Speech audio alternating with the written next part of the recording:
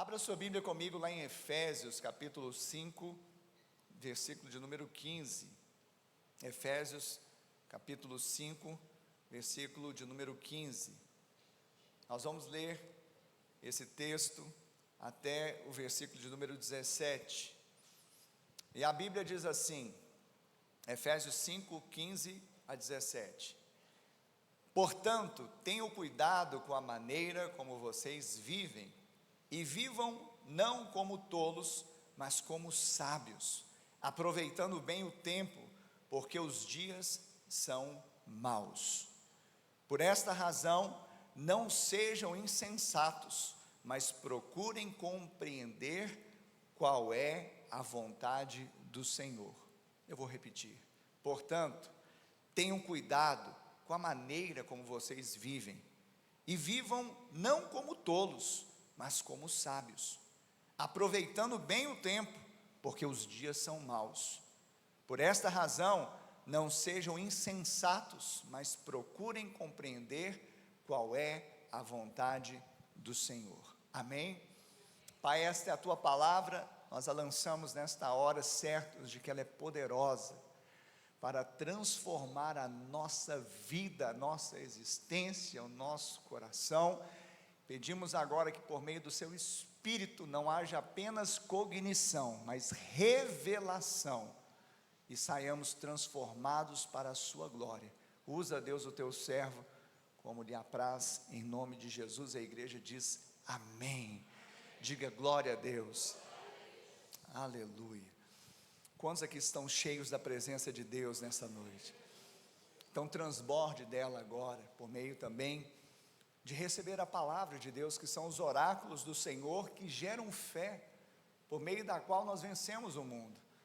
Então não pode haver bloqueio, não vai haver, em nome de Jesus. Sua mente está receptiva, seu coração está aberto, você está cheio de Deus, está tudo preparado para você fluir ainda mais em patamares que o Senhor quer te levar, de revelação e intimidade. Nós cantamos aqui, quanto mais eu te conheço, mais eu te desejo. Não é isso? Mas conhecemos a Deus como? De forma primária, de forma primordial, nós conhecemos por meio da palavra revelada. E precisamos da palavra, e Paulo aqui escreveu a uma igreja que estava lá na Ásia Menor, em Éfeso. E assim como a epístola aos Colossenses, a Filemon, aos Filipenses, é uma epístola, uma carta da prisão. Paulo estava preso. Mas é interessante que quando Paulo traz aqui em Efésios esta revelação que nós acabamos de ler, na verdade é um conjunto na carta toda que fala do mistério de Deus. Não mistério como se fosse algo a não ser revelado, mas que não havia sido revelado até então, e agora sim, a boa notícia chegara àquela igreja, àquele povo, àquela região. Então, na verdade, nós podemos contemplar em todo o livro o mistério de Deus revelado, como que Deus juntou judeus, gentios, como Deus trouxe não apenas esse amalgamar, palavra inédita nessa igreja, e também trouxe algo assim especial, que é a nova natureza, o novo viver. Então Paulo ele começa a dizer também de uma forma diferente, em que nós não apenas podemos, mas devemos viver, porque outrora nós estávamos nas trevas. É interessante que a Bíblia diz que nós fomos tirados do império das trevas.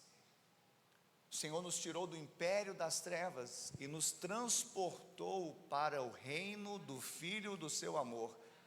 Quem que é o rei? Quem é o Filho do seu amor? Diga Jesus. E Jesus é o príncipe da paz. Ele trouxe a luz. Então Paulo está dizendo, em outras palavras, no capítulo 5, no final do 4º capítulo e no capítulo 5º, exatamente que existem diferenças entre a luz e as trevas. No verso 8 desse capítulo, que nós não lemos, mas eu gostaria de citá-lo, diz: porque no passado vocês eram trevas, nós estávamos nas trevas e éramos trevas. Paulo está dizendo, e ele continua falando, mas agora são luz no Senhor. Ou seja, agora nós estamos na luz e somos luz. Sabe, você tem muito mais luz de Deus do que você supõe e imagina. Aonde você entra, querido, a luz de Deus propaga. Então você não precisa ficar temeroso em lugares que muitas vezes você tem que estar, tem que ir, porque na verdade não é o inferno que avança e te resiste, mas o inferno retrocede e as portas do inferno não prevalecerão contra você, porque você é a igreja de Cristo e tem muita luz em você, porque outrora estava em trevas, e era trevas, mas agora está na luz e é luz. Diga, eu sou luz no Senhor. E Paulo não apenas diz isso, mas ele começa a dizer que nós devemos cuidar, porque essa palavra agora é para nós. Há 2000 anos atrás era para os Efésios, mas agora é para nós. Diga assim, é para mim. Então agora ele está dizendo, tenham cuidado. Ele não está dizendo mais para os da Ásia Menor, de Éfeso, ele está dizendo para mim e para você, tenham cuidado com a maneira como vocês vivem. Ou seja, Paulo está exortando os efésios a viverem em santidade, em santificação, em consagração. Ou seja, uma vez que vocês agora têm uma nova natureza, foram unidos com Cristo, receberam a graça, agora vocês podem cada vez mais se consagrar ao Senhor. Vocês podem viver uma vida que nunca poderiam viver, mas agora podem, porque o caminho está iluminado. Foi inaugurado um novo e vivo caminho, através do qual você pode correr para o Pai e viver uma vida abundante na presença dEle. Então Paulo está dizendo, cuidem da maneira em que vocês estão andando. A palavra viver ou andar, ela se repete pelo menos 7 vezes nessa carta. Então a frequência dela está falando em um modo de viver, um modo de andar, não apenas caminhar, mas falar, pensar, agir. Ou seja, a integralidade do nosso ser hoje precisa estar buscando a presença de Deus, nos separando para Ele e vivendo a vida que Deus já nos deu em Cristo Jesus. Ou seja, precisamos andar, não como aqueles que são deste mundo. Os que são deste mundo, os gentios, ou seja, aqueles que não são Israel de Deus, porque nós somos gentios também na naturalidade, né? Porque estamos aqui, não somos de Israel, mas agora como Israel de Deus, nós somos enxertados nessa linhagem. Então as pessoas do mundo hoje, elas vivem como tolas, não como sábios. Então Paulo está dizendo, vivam como sábios, mas não é uma sabedoria comum, não é aquela que você vai para uma faculdade, não é aquela que você começa a buscar em livros de filosofia, mas a sabedoria que vem do alto, e essa está em você, porque você tem a mente de Cristo. Ou seja, Paulo está falando que nós devemos andar com sabedoria. Por quê? Porque os dias são maus. E se Paulo falou isso há 2000 anos, imagina hoje. Os dias são maus, sim ou não? Sabe, basta nós sairmos lá fora que vamos ver que os dias são maus. Basta vivermos neste mundo que vamos ver que os dias são maus. Sabe, muitas vezes nós vivemos e temos até uma certa sabedoria, uma prudência quando é tempo de paz. É mais simples quando o vento sopra a favor, estarmos assim mais, conscientes, mais prudentes, mas nós precisamos entender que os dias são maus. Então, ainda que seja mais fácil vivermos com prudência e sabedoria em tempo de paz, é mais simples quando o vento sopra a favor. Nós precisamos entender que nem sempre os dias são bons, e a questão é, como nós estamos andando quando os dias são maus? Qual tem sido a nossa atitude quando somos surpreendidos num momento como este? E talvez hoje você entrou nessa igreja e está passando por um dia mau. Eu quero falar para você que um dia mau não necessariamente está falando de um dia, daqui a pouco nós vamos falar um pouco mais, mas de um tempo. E eu não sei como você entrou aqui, se está passando por um dia mal, por uma semana mal, ou má, por um mês mal, por um ano mal, eu não sei o tempo, mas o Senhor está te dizendo nesta noite, que o choro pode durar uma noite, mas a alegria vem pela manhã. E noite e dia, nesse sentido, também não quer dizer simplesmente 12 horas, mais 12 horas, está falando de um tempo em que vai cessar esse mal, e vai começar a ser liberado toda a virtude do Senhor na sua vida e na minha vida. Quantos creem nisso? E a Bíblia, de fato, ela nos traz otimismo, nos traz esperança, até porque a Bíblia contém a boa nova de salvação. Então a Bíblia traz uma boa notícia, mas a Bíblia também fala que existe o dia mau. Jesus ensinou no Sermão do Monte, dizendo que basta ao dia o seu próprio mal. Ou seja, a cada dia, neste mundo mal, que jaz no maligno, existe sempre uma porçãozinha de maldade nele, porque o mundo jaz no maligno. Jesus disse isso, que nós teríamos a dificuldade de viver um dia que, por sinal, no mundo, vai ter maldade. Davi cita um tempo específico e o chama de dia da adversidade. Quem já ouviu isso? Dia da adversidade. Está escrito lá nos Salmos 27, verso 5. É o dia da adversidade que tem o sentido de aflição, um dia de calamidade. E o próprio apóstolo Paulo, aqui mesmo aos Efésios, mais adiante no capítulo 6, capítulo seguinte, sobre a armadura de Deus, falando da nossa luta nesta vida, que não é contra carne e sangue, ele vai falar: tome de toda a armadura de Deus, para que você possa resistir no dia, só a igreja, no dia, está vendo que nós temos que estar preparados para esse dia? E talvez você já esteja nesse dia, mas não se equipou devidamente com as armas poderosas em Deus. Então estou aqui para ser porta-voz de Deus e para dizer que você, em Cristo Jesus, já é mais que vencedor. Você já tem a natureza de campeão, de vencedor, mas você precisa se posicionar como tal.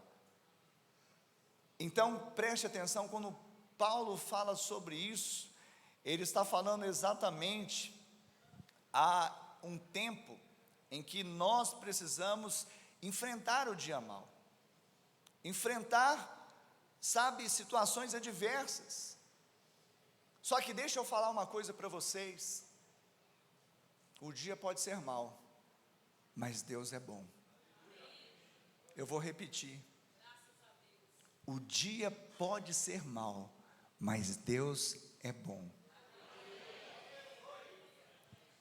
E um dia mau tem prazo de validade, mas a bondade de Deus é eterna. Só o crente agora que está aqui hoje. O dia mau tem prazo de validade, mas a bondade de Deus é eterna. E é isso que está sobre a sua vida, no nome de Jesus.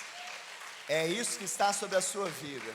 Pastor, mas não há como negarmos. Ei, a minha fé, a sua fé não nega a realidade. O dia é mau, o mundo é mau, as situações são más, mas não é isso que importa. O que importa é que Deus é bom, a misericórdia dele não tem fim, se renovam a cada manhã.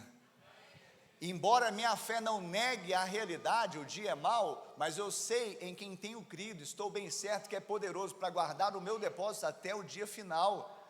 Eu sei que o meu Redentor vive e em breve se levantará, ou seja, eu sei que o choro pode durar uma noite, mas a alegria vem pela manhã. Eu sei que essa aflição vai passar, que Ele já me deu coragem, eu tenho bom ânimo, se Ele venceu, Ele está em mim, eu vou vencer também. Alguém pode dar glória a Deus nessa noite? Então a minha fé não nega essa realidade, mas debaixo da graça, do favor de Deus, ela pode transformar essa realidade para a glória do Pai. Mas o que eu quero falar hoje nesse culto da família, além de tudo isso que nós já falamos, é que nós precisamos estar atentos à nossa casa, porque hoje no culto da família a reflexão maior é como está a nossa casa diante das intempéries da vida, ou seja, do dia mau. E nós precisamos entender que se você nasceu de novo, quantos nasceram de novo?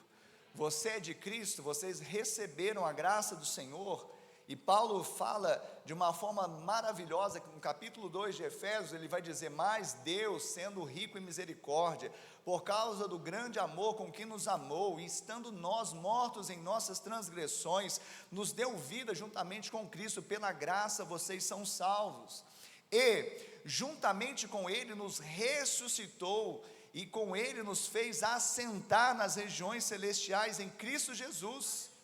Deus fez isso para mostrar nos tempos vindouros a suprema riqueza da sua graça, suprema riqueza da sua graça, em bondade para conosco em Cristo Jesus. Nós não merecíamos, mas alcançamos pela fé e misericórdia, e com o amor que Ele nos amou, nos tirou o aguilhão da morte, e agora nós temos vida. Fomos agora realmente vivificados juntamente com Cristo, que como se não bastasse, Ele agora nos tirou debaixo desse dia mau, debaixo desse mundo perverso, debaixo do pecado, debaixo das maldições, e nos colocou assentados com Ele, ou juntamente com Cristo, nas regiões celestiais. É aonde você está assentado. Alguns crentes pensam que, pastor, entendi, um dia eu vou estar sentado lá quando Jesus vier.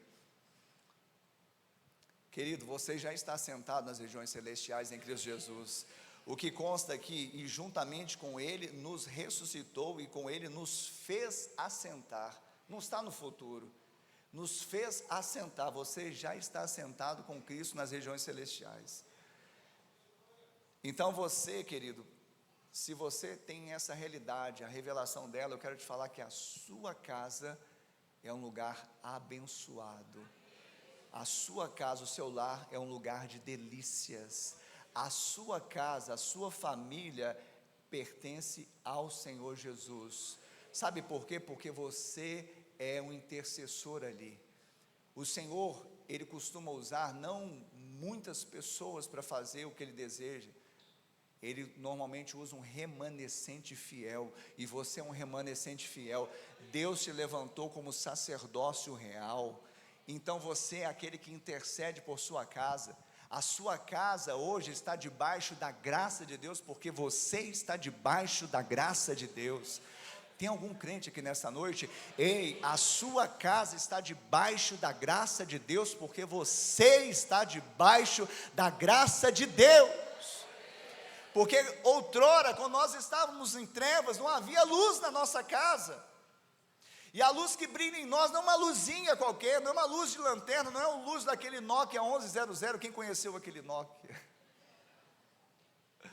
A luz que brilha em você é a luz de Cristo Jesus. Ela é poderosa para iluminar cada canto da sua casa, da sua família. Tem muito mais luz lá do que você imagina, você pensa. Então diga: a minha casa, a minha família está debaixo da graça de Deus. Por sinal, este é o nome da mensagem de hoje: família debaixo da graça. Família debaixo da graça.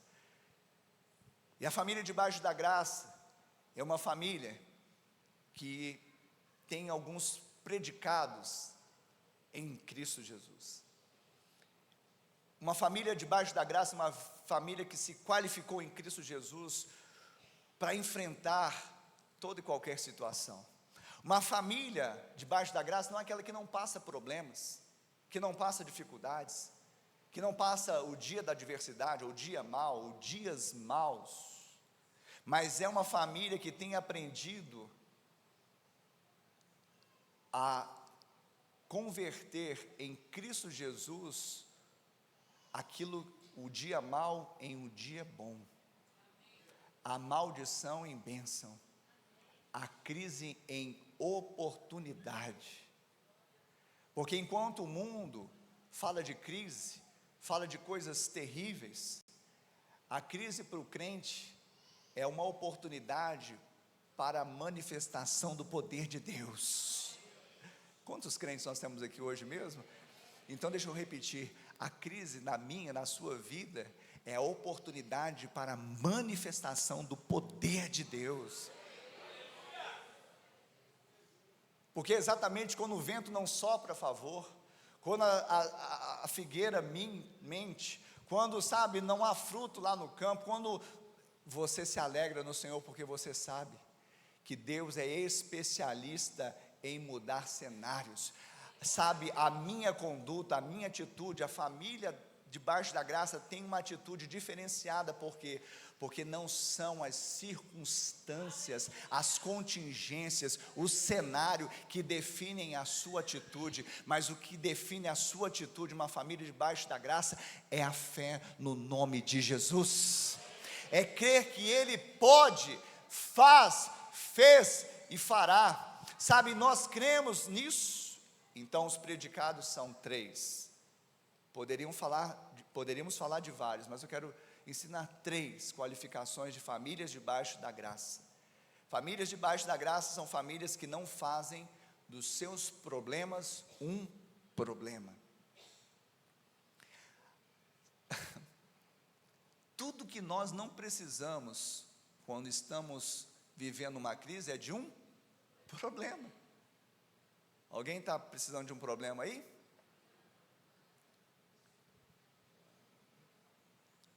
Alguém tem um problema aí?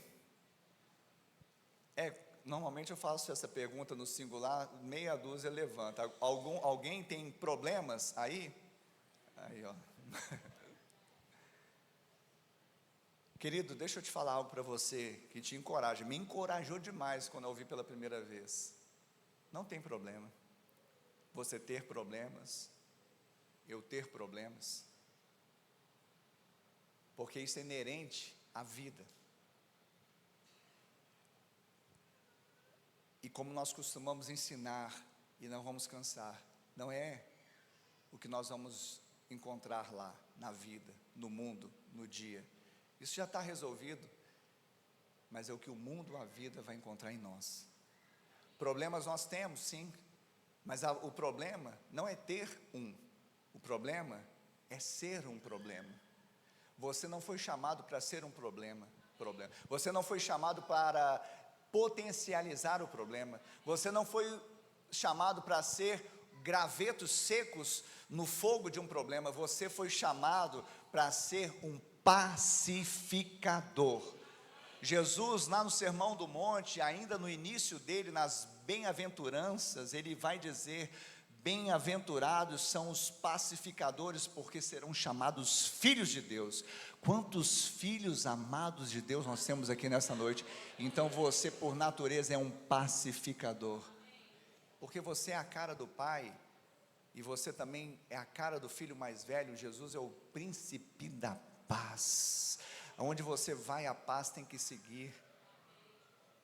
Sabe, então, não precisamos fazer do problema um problema, porque tudo que nós menos precisamos nessas horas de um problema.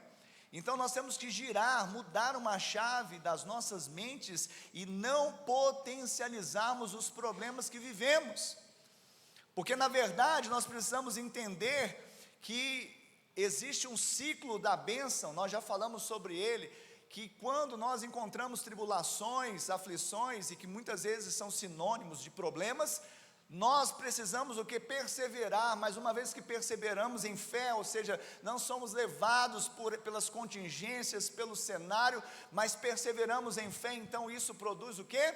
Experiência. Eu sou experimentado, eu tenho um caráter aprovado, e no final do ciclo, nós podemos dizer que Paulo vai concluir que nós então geramos esperança. Famílias debaixo da graça, elas sabem que problemas existem, mas não fazem dos seus problemas um problema. Marido, você precisa ser um pacificador no seu lar. Esposa, você precisa ser uma pacificadora no seu lar. Filho, você deve ser um pacificador no seu lar. Ah, pastor, mas está difícil. Só uma palavrinha aqui: obedeça, vai melhorar bastante. Só obedece. você vai pacificar o seu lar. Pai, você precisa ser um pacificador no seu lar. Mãe, você precisa ser uma pacificadora no seu lar. Irmãos, vocês precisam ser pacificadores no seu lar. Querido, você tem a luz de Cristo, tem a unção de Deus, você tem, sabe, a bondade de Deus. Deus encheu o seu tanque de amor, de perdão, de graça. Agora, diante das aflições que passamos, inclusive dentro da nossa casa, talvez o primeiro lugar que nós experimentamos isso, mas é ali que Deus vai tirar tudo aquilo que Ele colocou dentro de você. Se Ele colocou amor, Ele vai tirar amor. Se Ele colocou perdão, Ele vai tirar perdão. Se Ele colocou graça e bondade, Ele vai tirar exatamente isso. E Ele colocou ou não? Ele esbanjou exageradamente dessas virtudes dentro da sua vida. Então essas situações é para que nós sejamos como esponjas, encharcadas. Quanto mais apertar, mais vai fluir a unção e a bondade, a graça sobre aqueles que nos apertarem. Seja quem for, os de longe ou os de perto, mas não faça dos seus problemas um problema. As pessoas às vezes dão, sabe, elas dão vazão a coisas pequenas, coisas insignificantes, coisas tão pequenas que não são, sabe, não são relevantes, elas não mudam nada, não muda cenário, e às vezes a gente fica focado naquilo. Recentemente eu ouvi um comentário, achei interessante, que parece que veio por meio de uma pesquisa.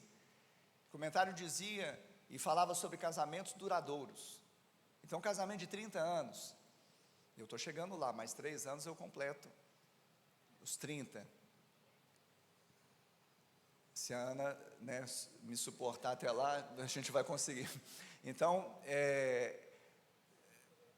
e ele falava algo das virtudes, ou seja, das qualidades, que um casal que chega com 30 anos, aí ele faz a suma, e na suma, uma delas chamou a atenção, que é casais que são longevos no casamento, é porque deixaram de querer mudar um ao outro.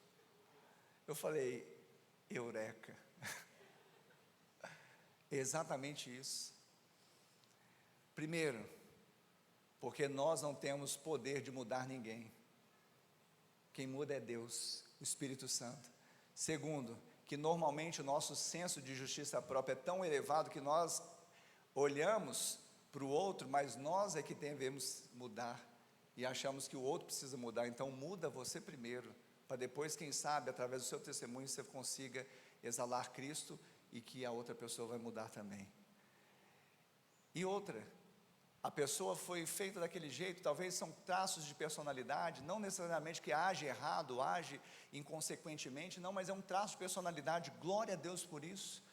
Eu dou glórias a Deus porque a Ana é como ela é, e às vezes eu não entendia, mas glória a Deus por quê? Porque tem virtudes, qualidades que ela tem que eu não tenho, maneiras de lidar com problemas e com situações que eu não tenho, e glória a Deus porque ela é muito otimista, às vezes até demais, mas ela me arrasta, às vezes por umas coisas meio esquisitas, mas me arrasta, e nós vamos vencendo, em nome de Jesus, amém, meu bem?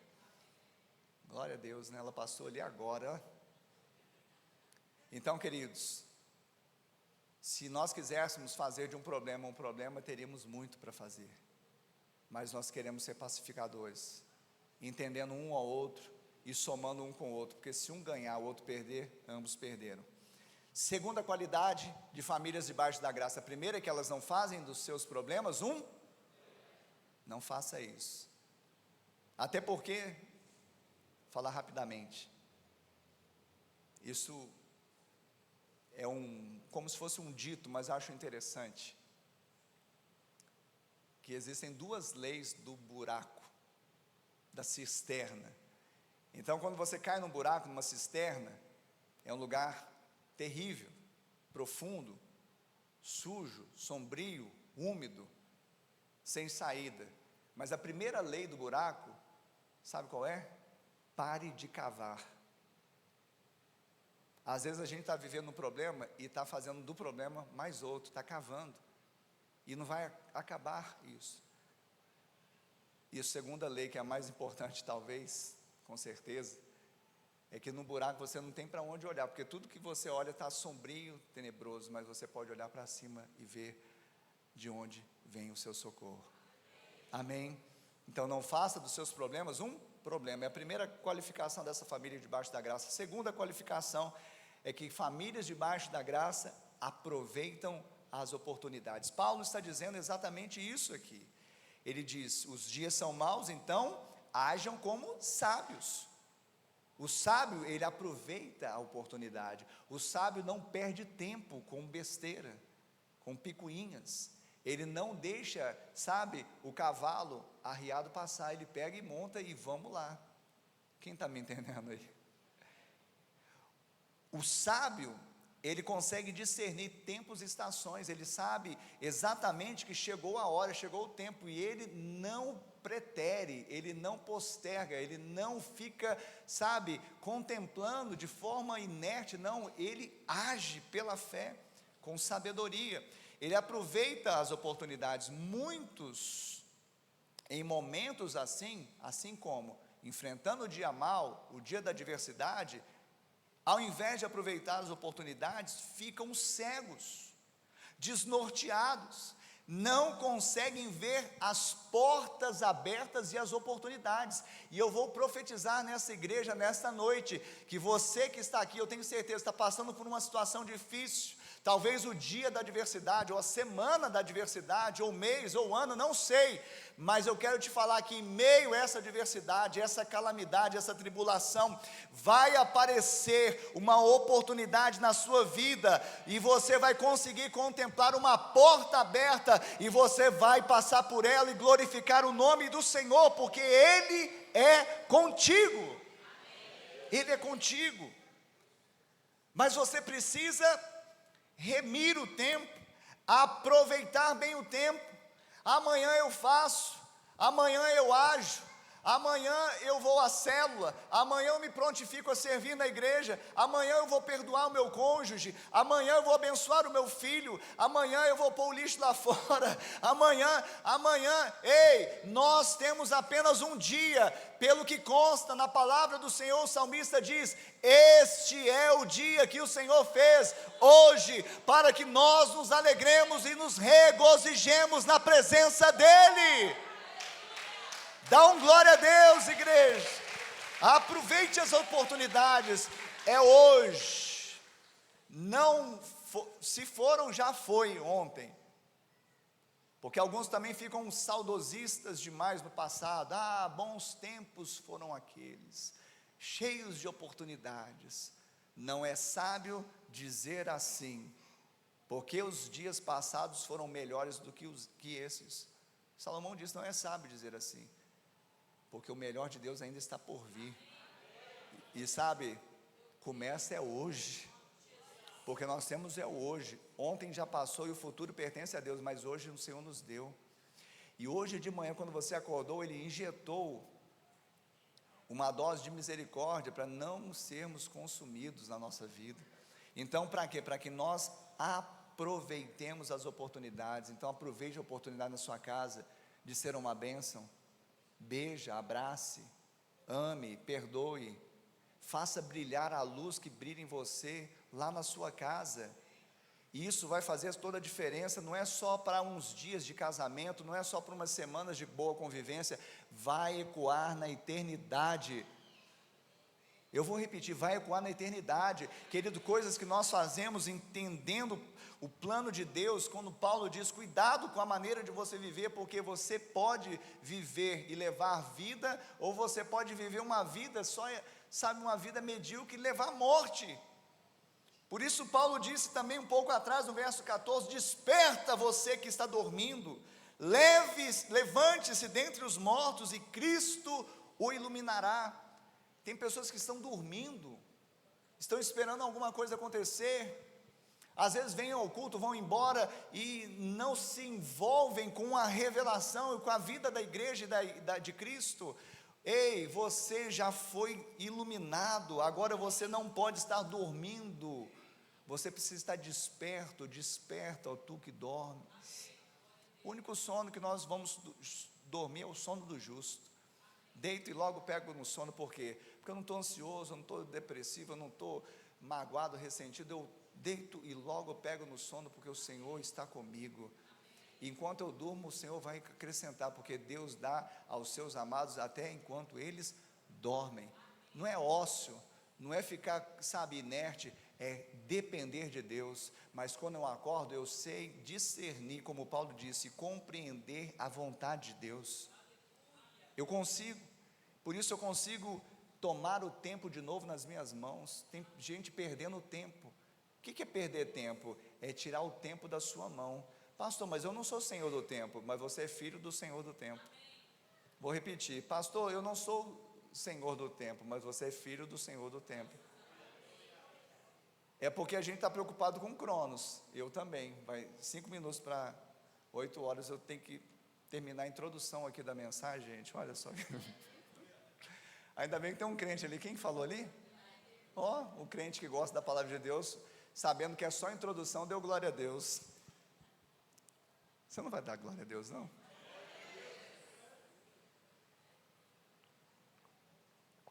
Pastor, o senhor está brincando ou falando a verdade? Toda brincadeira tem um fundo de verdade. Mas é brincadeira. Já estou no segundo para o último ponto.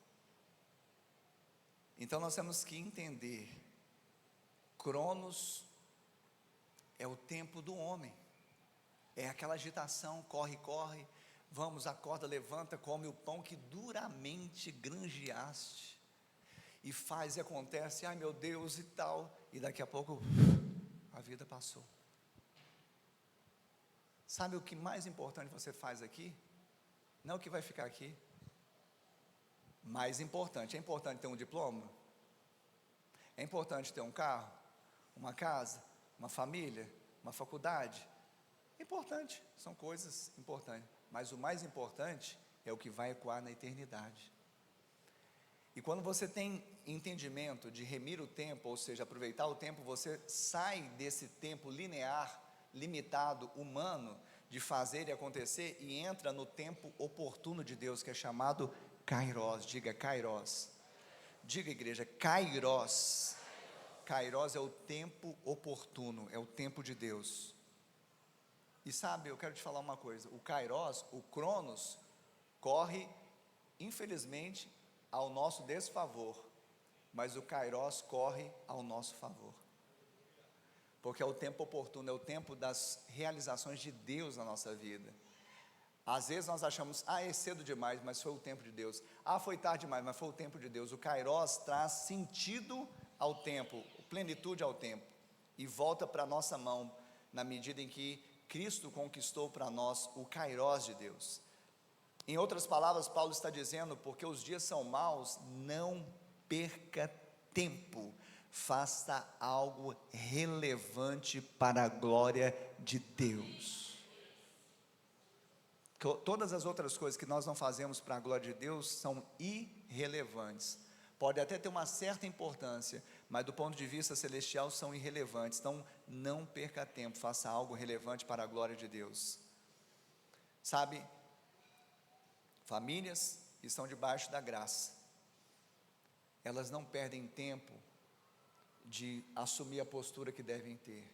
E se você é o único na sua casa, você precisa assumir essa postura de amar, de honrar, de perdoar, de obedecer, de fazer diferença e iluminar a sua casa. Talvez você diga, eu sou o único de lá. Eu já falei isso, vou repetir. Você e Deus, maioria absoluta. E finalmente, famílias debaixo da graça, além de não fazerem dos seus problemas um problema, além de aproveitarem as oportunidades, famílias que estão debaixo da graça de Deus, elas são gratas, elas são agradecidas. Gratidão é uma virtude que gera contentamento e generosidade. E para as pessoas que gostam de informações científicas, estudos dizem que a gratidão estimula a dopamina, que é o mensageiro químico que age no nosso sistema nervoso central. E a dopamina melhora o humor, o prazer e o controle. Diga, humor, prazer e controle. Alguém precisa disso aí? Então injeta dopamina no seu sistema nervoso central, sendo grato a Deus em tudo.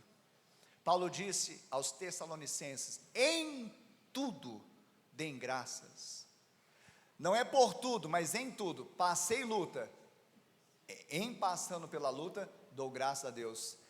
Passei uma perda, em passando uma perda, dou graças a Deus. Em passando o dia mal, dou graças a Deus. E eu estou agora gerando no meu coração contentamento. Porque pessoas ingratas, elas vivem inseguras, mas pessoas gratas vivem seguras, estáveis, cheias de contentamento e da presença de Deus. Pessoas maldizentes normalmente atraem para si aquilo que elas dizem ou imaginam. Em Provérbios está dito isso, porque como imagina em sua alma, assim ele é. Agradeça a Deus em tudo, porque este é o gatilho da sua vitória. Gratidão. Há pessoas que ainda não romperam exatamente por isso, porque ainda estão emprestando os lábios para o inimigo, maldizendo o seu lar, o seu lugar de delícias, maldizendo o seu esposo, maldizendo a sua esposa, maldizendo os seus filhos, maldizendo os seus pais, maldizendo os seus irmãos. Você está infamando a terra que Deus te deu. Seja grato, comece a verbalizar, para de lamúria, para de murmuração, de lamento, dizendo: ó vida, ó azar, ó céus. Os céus estão abertos sobre a sua vida, os céus em Cristo Jesus estão conspirando ao seu favor, e todas as coisas, sejam coisas boas ou ruins, hão de cooperar para o seu bem. Essa é a realidade. E há pessoas que ainda ficam assim, devagando aqui, é porque não estão recebendo. Mas outras estão recebendo no Espírito e vão sair daqui empoderadas no Espírito, para viver uma vida diferente. Porque o que nós estamos ministrando aqui não é simplesmente um estudo para trazer uma cognição, do ponto de vista de vou levar uma regra, um mantra, 3 pulinhos para cá, não, é uma realidade espiritual. Paulo está dizendo para você nessa noite que você está sentada nos lugares celestiais em Cristo Jesus, acima dos problemas, acima deste mundo, acima das aflições, acima do pecado, acima do dia mau, da semana má, do mês mau, do ano mau. A palavra do Senhor está penetrando no seu coração nessa noite. Quantos estão recebendo essa palavra no seu coração? Então fique sobre os seus pés agora. Se você está recebendo essa palavra agora, eu queria que você então fechasse os seus olhos e começasse a orar, e começasse a declarar: Pai, eu declaro que eu sou o seu filho amado, nasci de novo, tenho encontrado a misericórdia do Senhor, não era povo, mas agora sou o povo de Deus. Não havia encontrado misericórdia, mas agora encontrei. Eu criei no sacrifício de Jesus, e hoje eu posso correr no novo e vivo caminho, e em me encontrar com o Pai, me lançar diante dele, porque outrora nas trevas, mas agora fui transportado para o reino de Jesus. Outrora era trevas, mas agora eu sou luz no Senhor. Então o meu lar é um lugar de delícias, a minha casa é um lugar de bênçãos, a minha família através de mim é uma família que está debaixo da graça do Senhor. E eu não aceito mais maldição neste lugar, eu não aceito mais condenação neste lugar, eu não aceito mais céus fechados neste lugar. eu não aceito. Eu começo a agradecer em tudo. Eu começo a agradecer, Deus, pela família que o Senhor me deu. Eu profetizo, eu abençoo o cônjuge, o pai, o filho, os irmãos. Abra os seus lábios agora, igreja. É a sua oração. Não fique sendo um coadjuvante. Seja protagonista nessa oração. Rasgue o seu peito, abra os seus lábios, ore com instância, porque o Senhor está contemplando agora o seu coração. Eu te agradeço, te agradeço.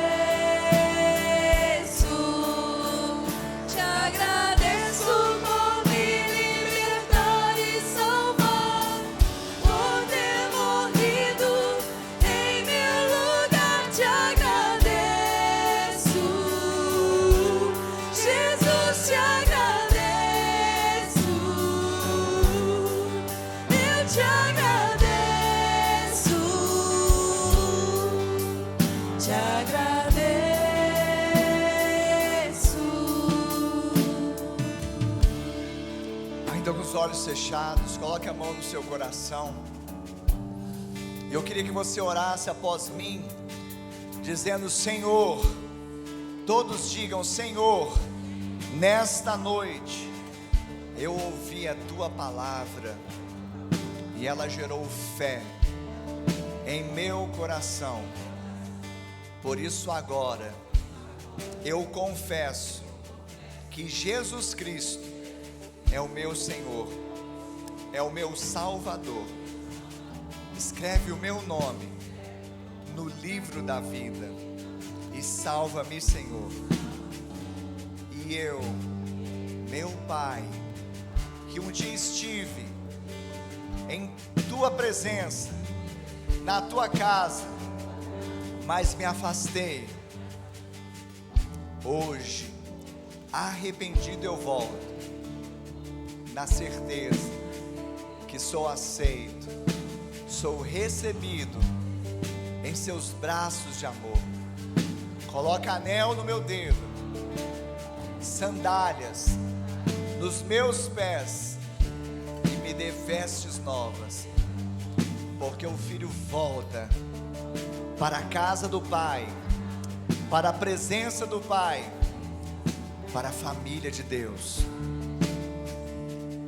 Ainda com seus olhos fechados, eu quero perguntar aqui nesta noite: você fez essa oração que nós fizemos todos juntos e se identificou com ela? Então levante agora uma das suas mãos, que eu quero orar por você. Isso, eu vejo mãos levantadas aqui, eu vejo mãos levantadas ali, eu vejo outras mãos levantadas ali atrás. Você que fez esta oração que nós fizemos juntos e se identificou com ela, levante a sua mão onde você está. Mas eu quero te pedir, dê mais um passo de fé. Eu queria que você deixasse agora o seu lugar e viesse aqui à frente. Você que levantou a sua mão, isso, venham todos. Que bom que você veio. Isso, venham. Isso, venham todos. Isso. O Senhor está falando com cada um de vocês. Você que levantou a sua mão, saia do seu lugar e venha aqui à frente. O seu lugar não é aí, é aqui. Isso, venha. Que bom que você está vindo. Venha. Você que levantou a sua mão. Esse é um passo de fé que vai mudar a sua história para sempre. Pai, em nome de Jesus, nós abençoamos essas vidas, porque por elas foi pago um alto preço. O preço foi do sangue de Jesus, o sangue que é poderoso para nos perdoar e nos purificar de toda a injustiça. E agora não há mais condenação para estas vidas, para esses irmãos, porque eles estão em Cristo Jesus. E nada pode separá-los do amor de Deus que está em Cristo Jesus. Nada, nada, nada. O Senhor os abraça, o Senhor os ama e o Senhor os conduz. Pai, eu creio que há um legado sendo mudado aqui, uma geração sendo transformada, casas e famílias sendo agora visitadas por meio da atitude de fé de cada um deles, lares sendo alcançados agora pela fé de cada um deles, porque crê no Senhor Jesus Cristo e será salvo tu e a tua casa. A salvação está entrando, a graça está abundando, e eu creio, Pai, que essas famílias já estão debaixo da graça de Deus. Assim nós oramos em nome de Jesus, amém e amém. Vocês que estão aqui à frente, há uma unção, não é de homem. Quem somos nós? É do Espírito Santo de Deus. O que vocês receberam aqui dentro, que só vocês e Deus sabem, a resposta que vocês buscavam, e sobretudo a confirmação, para não deixar dúvida de que vocês são filhos amados de Deus. Isso muda tudo, porque vocês são filhos. Tem um Pai que os ama, tem um irmão mais velho que é Jesus, que não se envergonha de chamá-los de irmão. Essa é a melhor notícia, que Jesus disse que está com vocês, conosco, todos os dias até o fim. Mas outra coisa impressionante, maravilhosa, é que Ele nos deixou uma família. E é bom sermos família, porque na caminhada, quando vamos enfrentar o dia mau, dias maus, melhor serem dois, porque se um fraquejar naquele dia, o outro também, que tem o Senhor junto de si, Ele vai ajudar a levantar, e nós vamos passar pelo dia mau e seguirmos adiante, amém? Por isso eu quero apresentar para vocês hoje uma parte dessa família, a família da fé, a família de Deus. Uma parte dela está reunida aqui, e eu vou contar até 3, e gostaria que vocês se voltassem para trás, pode ser? Para que essa família abrace vocês e caminhe com vocês. Vamos contar, família? 1, 2, 3. De braços abertos quero te receber. Filho, eu estava esperando você. Pra mim você é tudo que eu sonhei um dia. Eu te amo. De braços abertos quero te receber. Filho, eu estava esperando você. Pra mim você é tudo que eu sonhei um dia. Eu te amo. Sejam bem-vindos à família de Deus. Amém. Sejam bem-vindos à família de Deus. Aleluia. Queridos, nós vamos dar a bênção apostólica. Eu vou correr ali para estar do lado do IBA Store, do stand. Querido, não perca a oportunidade. Aproveite a oportunidade. É tempo de se encontrar com Deus. Então passa ali, faça a inscrição. Se tiver algum impedimento, em nome de Jesus, vai cessar esse impedimento. Nós vamos estar ali juntos, orando, abençoando, vai dar certo. Amém, Jesus? Família debaixo da graça. É a sua, é a minha, a nossa família. Amém? Que o amor de Deus Pai, a graça de Deus Filho e a doce comunhão e consolação do Deus Espírito Santo sejam com todos, hoje e sempre. Amém e amém. Deus abençoe, vão na paz, uma semana de bênção e vitória, em nome de Jesus.